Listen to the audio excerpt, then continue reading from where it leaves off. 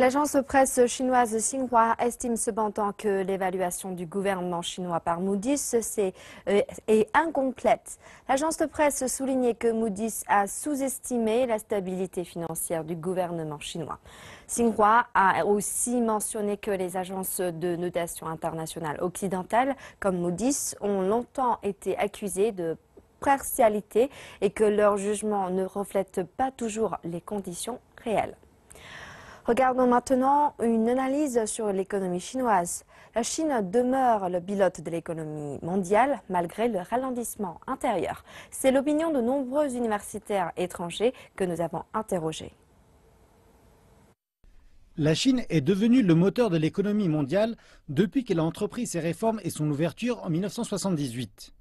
L'expert chinois Zhang Longyan dit que le pays a contribué à plus de 50% à la croissance économique mondiale depuis la crise financière mondiale de 2008.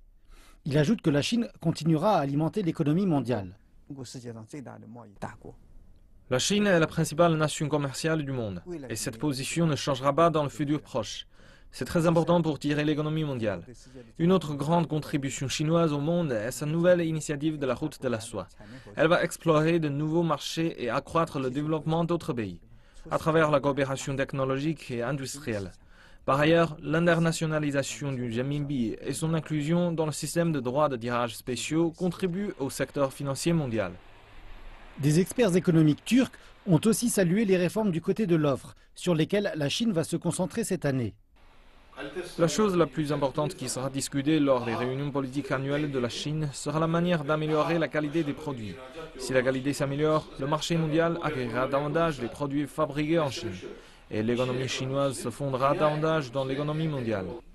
Ce nouveau plan économique intervient à une période critique et cette tendance devrait se poursuivre, alors qu'elle stimulera non seulement l'économie de la Chine, mais aussi bien l'économie mondiale. Par ailleurs, des économistes thaïlandais ont loué le pouvoir de consommation en hausse de la Chine comme un moyen de stimuler l'économie asiatique. Ceci parce que les pays voisins seront bénéficiaires du renforcement de la classe moyenne chinoise.